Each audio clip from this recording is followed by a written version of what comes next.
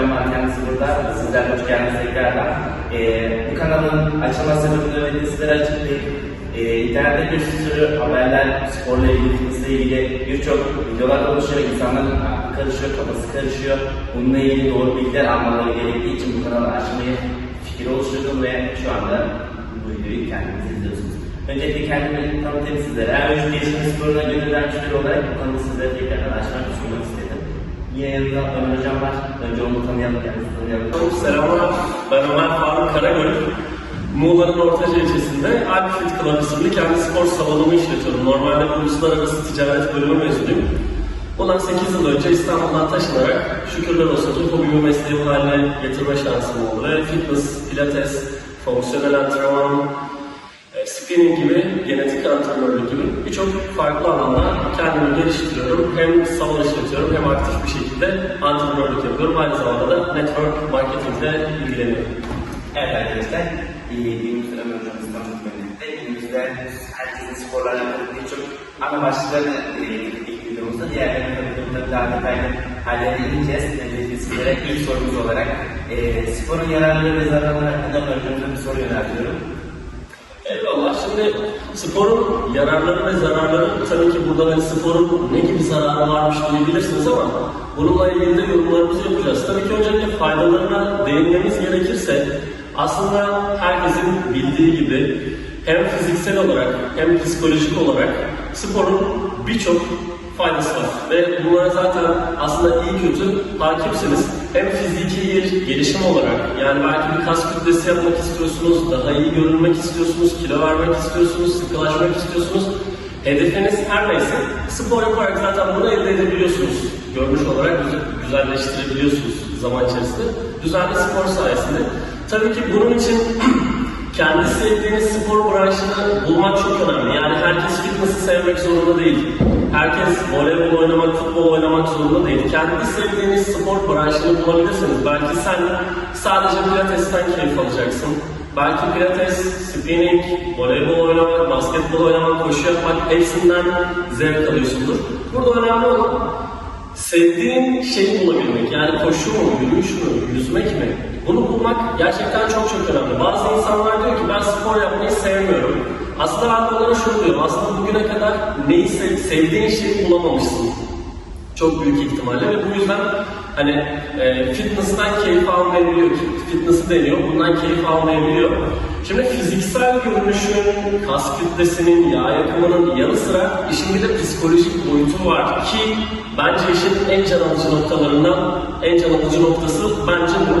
Çünkü şöyle düşünün, okey fiziğimi değiştiriyorum, kaslanıyorum, yağ yakımını sağlıyorum ama spor yaptıkça benim İç faktörler olarak adlandıralım. Yani dolaşım sistemi, boşaltım sistemi bir yandan çok iyi bir şekilde çalışıyor. İç organlarım çok daha iyi çalışıyor. Bu da okey. Ama bir de işin psikolojik boyutunda ben spor yaparken sen bunu istesen de istemesen de stres hormonu baskılanıyor, mutluluk hormonu salgılıyor sevgili vücudumuz. Bunu bizim için bedavaya yapıyor. Bu gerçekten çok önemli. Çünkü günümüzde birçok kişinin artık maddi ya da manevi problemleri var. İşte kız arkadaşınla tartışabiliyorsun, eşinle, annenle, babanla, okulda, iş yerinde işler yolunda gitmeyebiliyor. Herkesin bir kafa yoğunluğu var. Ödemelerini takip ediyorsun, çocuklarınla ilgili problem derken ya gerçekten hepimizin ciddi bir mental yoğunluğu ve yorgunluğu var. Çok sevdiğim birlikte çalıştığım iş arkadaşımın şöyle bir sözü vardı. Bu hayatta herkese vakit ayırıyoruz. Yani eşine, işine, çocuğuna, arkadaşlarına, sevgiline, herkese vakit ayırıyorsun. Ama vakit ayırmadığın tek bir kişi kalıyor. O da kendin. Ve spor sayesinde aslında sen kendine ayırdığın özel bir vakit yaratmış oluyorsun ve hem fiziksel olarak hem de psikolojik olarak birçok fayda sağlamış oluyorsun vücuduna. Zararlar kısmında da şuna değinmek istiyorum. Şimdi sporun ne gibi zararı olabilir? Sporun şöyle bir zararı var sadece sevgili dostlarım. Haddinden fazla spor yaparsanız ya da bilinçsiz bir şekilde spor yaparsanız kendinizi sakatlayabilirsiniz. Bunlar küçük sakatlıklar da olabilir, ciddi sakatlıklar da olabilir. Hatta daha böyle uzun vadede kalıcı çeşitli sakatlıklar olabilir. Bu yüzden her zaman bir uzman kontrolünde, bir antrenörden destek alarak illaki PT yani personal training, özel ders almanıza gerek yok.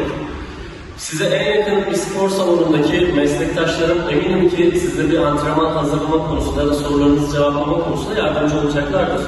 Mutlaka bir uzman desteğinde, gözetiminde olmasa bile hani onlardan destek alarak ilerlemekte fayda var. Yani çok antrenman yapmak asıl mesele değil, önemli olan akıllı bir şekilde antrenman yapmak.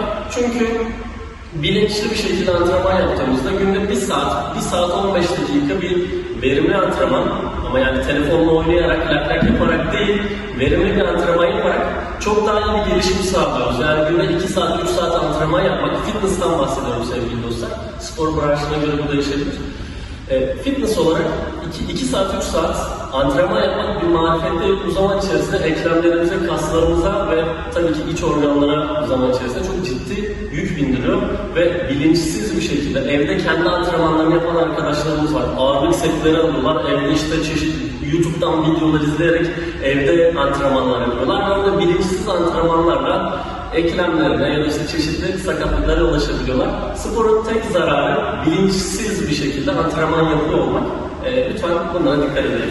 Çok güzel bir şekilde tecrübelerimi açıkladığınız için şöyle insanlar bunu okey algıladı ama mesela bu 13 yaşında olan bir birey de var, 40 yaşında birey de var spor yapmak istediğinde yaş aralığı kaçtır hocam? Şimdi aslında çok kapsamlı bir soru. Spora çok küçük yaşlarda başlanabilir. Tabii ki bunu doğru branş seçimi ve doğru antrenörler eşliğinde yapıyor olmak çok önemli. Çocukluk yaşlarında eğer bir çocuğunuz varsa onu kesinlikle çocuk yaşlarda, küçük yaşlarda spora başlatmanızı şiddetle tavsiye ediyorum. Tabii ki bunun için bulunduğunuz, yaşadığınız şehirde doğru antrenörü seçmek lazım. Yani orada en doğru şekilde antrene edebilmek, çocuğun yetenekleri doğrultusunda o çocuğun yönlendirilmesi ve sakatlanmadan doğru bir şekilde tabii ki yönlendirilmesi çok önemli. Genellikle şimdi branştan branşa değişmekle birlikte genelde 5 yaşı spora başlamak için çok uygun. Yani bu voleybol, jimnastik, yüzme ki yüzmede bebek yüzmesi var biliyorsunuz. Bebek yaş daha böyle 6 aylık ila 1 yaş arasında dahi bebeklere yüzme seansları yaptırılıyor ya da daha küçük yaşlarda jimnastiğe başlanabiliyor. Ama hani ortalamaya vurursak bazı dövüş branşları için, futbol için, toplu ya da takım sporları için, bireysel sporlar için de genelde 5 yaş uygun görülen bir yaş ortalama diyebiliriz. Tabii ki burada değişebilir. Bu yaşlarda çocuklar branş seçimini tam bilemeyebiliyorlar tabii ki. Yani çocuğa futbol yatkın geliyor, jimnastik yatkın geliyor, yüzme yatkın geliyor ama daha sonrasında ilerleyen süreçlerde o branşı sevmeyebiliyor çocuklar. Burada çocuğunuzla muhabbet etmek, onun isteklerini bilmek ya da o yaptığı spor branşından zevk alıyor mu? Bunları öğrenmek gerçekten çok önemli. Veliler olarak bunları gerçekten takip etmek gerekiyor. Onun dışında tabii ki 5 yaşında başlatmamış olabilirsiniz çocuğunuzu spora. İlerleyen yaşlarda da işte 8 yaşında, 10 yaşında ya da daha üst yaşlarda da herhangi bir spor branşına başlayabilir. Ama tabii ki artık 15 yaşından sonra herhangi bir branşa başlandığında profesyonel olmasını istiyorsanız o bakımdan birazcık zor. Ben burada size genetik antrenörlüğün de kısa bir reklamını yapmış olayım arada. Bu konuda bana da ulaşabilirsiniz ya da araştırdığınızda çevrenizdeki herhangi bir genetik antrenöre ulaşarak genlerimizden yani saç rengimiz, boyumuz, posumuz nasıl hepsi genetiğimizde kodluysa bizim sportif performansımız da tamamen bizim genlerimizde kodlu sevgili dostlar. Yani 2 tane gen var ki bu 2 gen bizim nasıl bir sporcu özelliklere sahip olacağımızı belirliyor. Yani kısa mesafeci mi olabilirim, uzun mesafeci mi olabilirim, tenise yatkın mıyım, futbolda hangi mevkiye dahi, hangi mevkide oynayabilir çocuğum bunu dahi öğrenebiliyoruz ki benim 5,5 yaşında bir kızım var. 3. yaş doğum günü hediyesi olarak onun sportif genetik testini yaptırdım ve onun şu an hangi branşlarda başarılı olabileceğini, genetik olarak yatkın olacağını biliyorum. Bu işin tamamen bilimsel boyutu. Bunu mutlaka bir araştırmanızı isterseniz Muhammed aracılığıyla da bana ulaşabilirsiniz. Onun dışında da çocuğun tabii ki o spor branşını, yönlendirdiğiniz spor branşını sevmesi çok önemli. bir profesyonel olmasını istiyorsanız zaten o küçük yaşlarda birkaç yıl bu branşı yaptığında bu biraz kendini belli edecektir. O çocuğun sporu sevmesi, o branşı sevmesi ve devam ediyor olması. Ama genel olarak sağlık açısından baktığımızda, profesyonelliği bir kenara bıraktığımızda, sağlık açısından çocuklar küçük yaşlarda zaten mahallede ya da işte evde oyunlarıyla aslında onlar böyle antrenman sayılabilir. İşte koşarak, zıplayarak bunları çocuklarımıza yönlendirmemiz lazım. Çünkü artık günümüz çocuklarını biliyorsunuz tablet, telefon, bilgisayar hastalığı çocukların ekran başına kilitlenmesine ve hareketsizliğe sebep olarak daha küçük yaşlardan itibaren obezitenin baş göstermesine sebep oluyor. Maalesef çok iç acıtıcı bir durum. Ama bu çocuk arkadaşlarıyla oyun oynayabilirse, koşturabilirse, belki takım sporları, işte mahalle arasındaki futbol ya da işte basketbol ya da herhangi bir spor ya da herhangi bir oyun, işte saklanmaç, yakalanmaç gibi herhangi bir oyun dahi bir egzersiz sayılabilir. Onun dışında bir spor salonunda 10 yaş üzeri üyelerimizi kabul ediyoruz. 10 yaş, 12 yaştan itibaren. Burada fitness'ta bilinçli bir şekilde tamamen çocuklarımızın yapabileceği hareketlerden oluşan antrenman programlarıyla onlara yardımcı oluyoruz. Onun dışında sporun aslında bir yaşı toparlamam gerekirse biraz uzattık cevabı. Sporun yaşı her yaşta spora başlayabilirsiniz. Belki işte 40'lı 50'li yaşlardasınız. Bugüne kadar hiç spor yapmadınız ama hiç endişelenmeyin. Bilinçli bir meslektaşımla birlikte bu spora başlayabilirsiniz. Kendinize özel bir program yazdırabilirsiniz.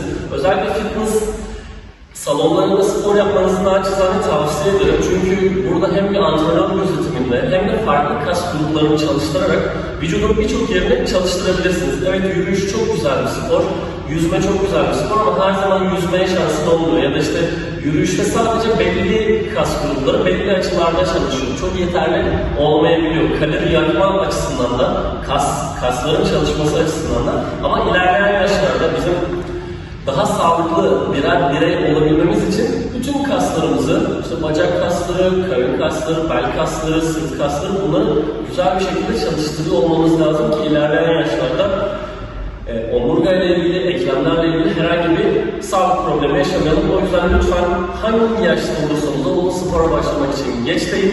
Önemli olan bilinçli bir şekilde bilinçli birilerinin gözetiminde spor yapmamız. Çok teşekkür ederim. Rica ederim. Şimdi izleyicilerden veya ben insanın ailelerinden biri spora başladı diyelim. Peki ilerleyen zamanlarda karşısına protein tozu, BCA ve sütleri kelimeleri karşı çıkıyor. Ne yapması lazım? Çok güzel bir soru.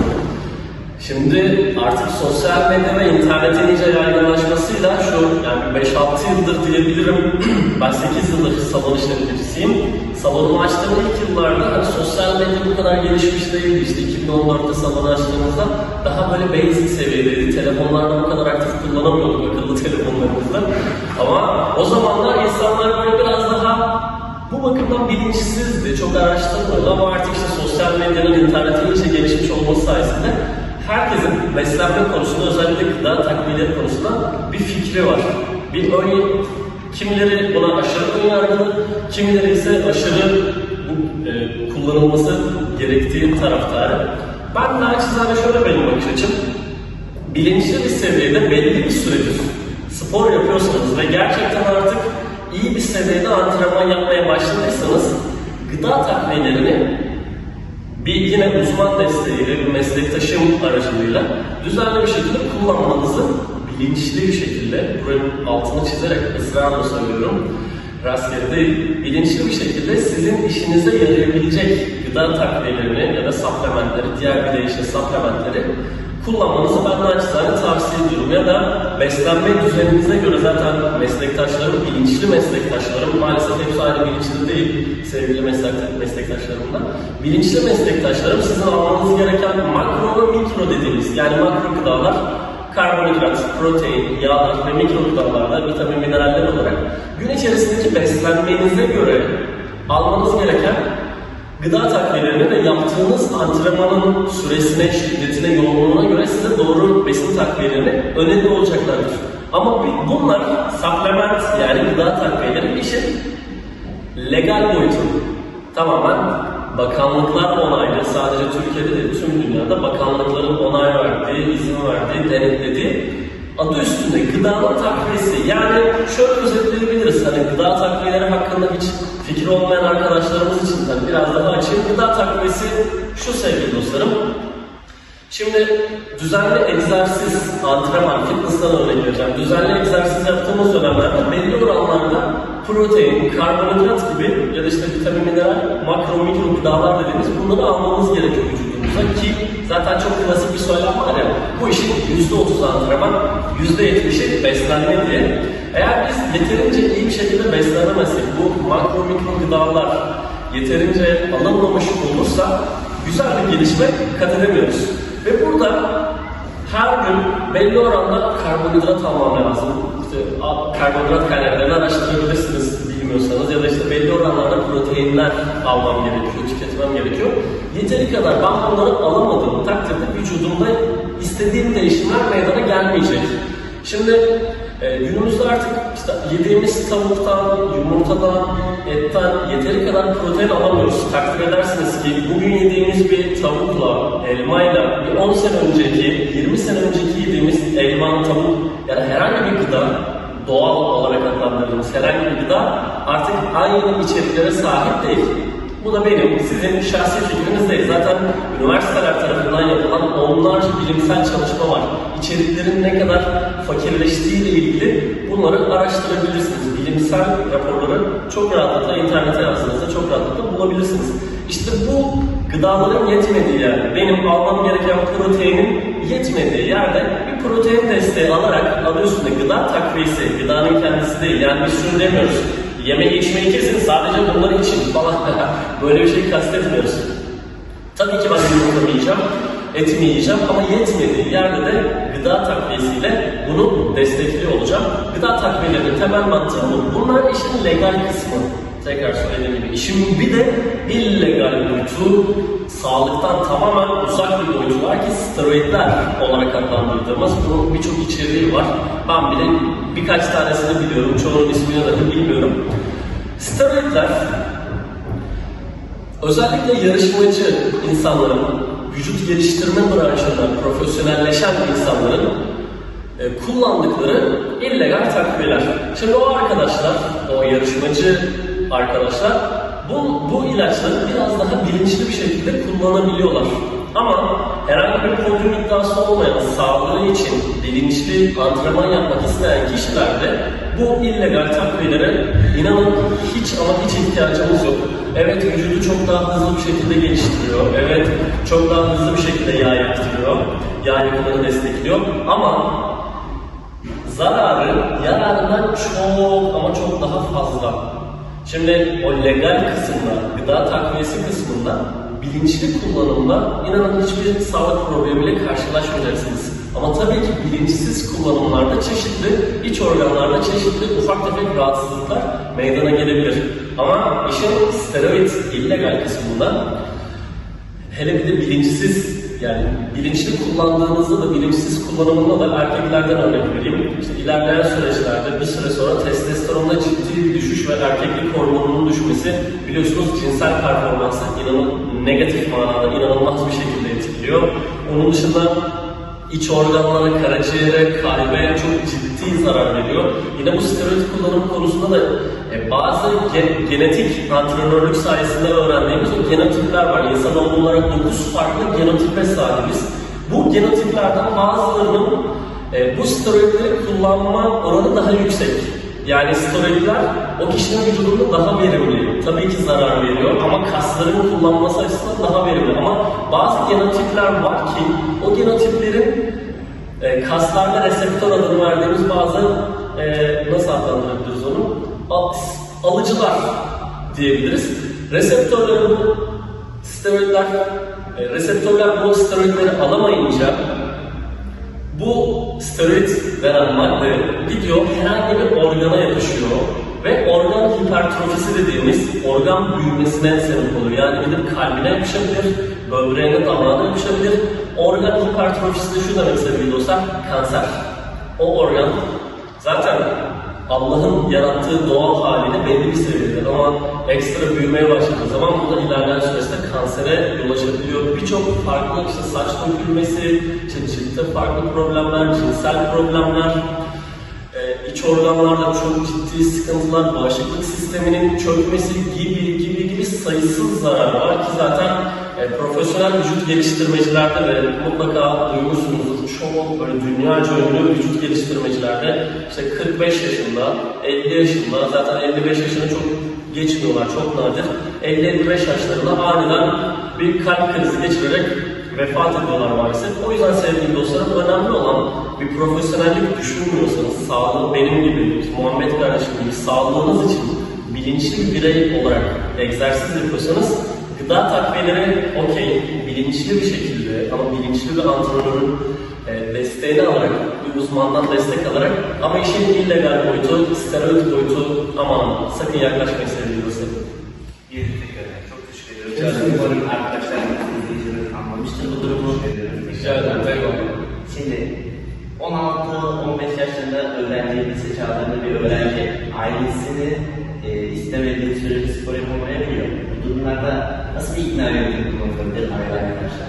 Ya bu maalesef sene 2022 oldu. Uzmanlar bas spor yapmanın öneminden bahsediyorlar. Özellikle senin dediğin gibi 15 yaş, 16 yaş gelişim çağındaki, ergenlik dönemindeki sevgili dostlarımızın bu döneminde fiziki hem mental gelişimleri açısından spor yapıyor olmak inanılmaz önemli. Yani düzenli bir spor yaptığımızda zaten disiplin gelişiyor, öz disiplin gelişiyor.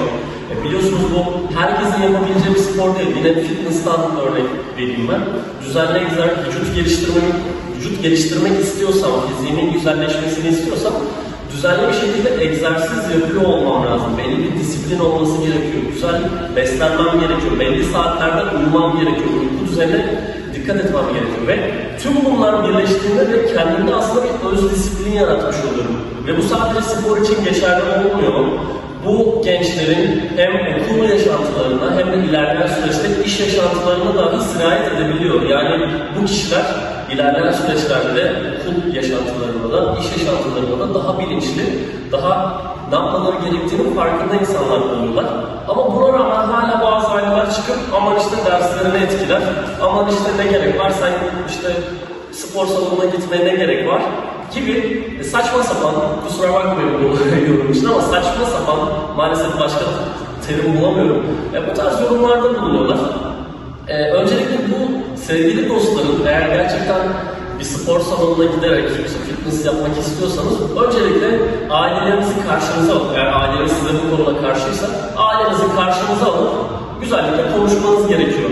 Bakın bunu kendi sağlığınız için yaptığınızı, kişisel gelişiminiz için, fiziksel gelişiminiz için yaptığını, aslında sadece bilinçli insanların spor yaptığını, boş beleş bir insanın asla gelip aylarca düzenli bir şekilde spor yapmayacağını güzel bir şekilde ailenize anlatmak gerekiyor. Ve eğer ben burada kendi yaşadığım için spor salonunda sevgili dostlarıma, bu şekilde aileleriyle problem yaşayan dostlarımın ailelerini salona davet ederek kendim konuşuyorum. Yine bu şekilde bilinçli meslektaşlarımla sizin yaşadığınız şehirde, gitmek istediğiniz salonda İnşallah bilinçli bir meslektaşımız vardır ve ondan da bu desteği isteyebilirsiniz. Yani benim ya da işte meslektaşlarımın ailelerimizle konuşması bazen çok daha etkili olabiliyor. Bunu iyi bir şekilde ailelere anlatmak lazım. Eğer sevgili dostlar şu an çocuğunuz varsa, bizi izleyen seyircilerimiz arasında çocuğunu spora göndermeyen birileri varsa da sizlerden rica ediyoruz. Artık bu konudan eskide kaldı. Lütfen bu konuda biraz daha geniş bakmanız lazım. Çocuğunuzun iyiliği için. Onun yani gidip boş gezeceğine, boş sosyal medyada bilgisayar başında vakit öldüreceğine spor yaparak fiziki ve mental gelişimine destek olmanız gerekiyor sevgili dostlar. Ve spor salonlarında spor yapmak gerçekten çok ama çok uygun. Düzenli spor yapan, sağlığında beslenen bir insan çok da sağlıklı oluyor her açıdan. Bu sizden ricamız, eğer sevgili veliler siz de bu yayını izliyorsanız çocuklarınızdan size böyle bir talep gelmediyse siz onlara teklif edin. Hadi bak artık spora başla diye. Bu gerçekten çok ama çok önemli. Ömer Hocam, size tekrar Rica ederim.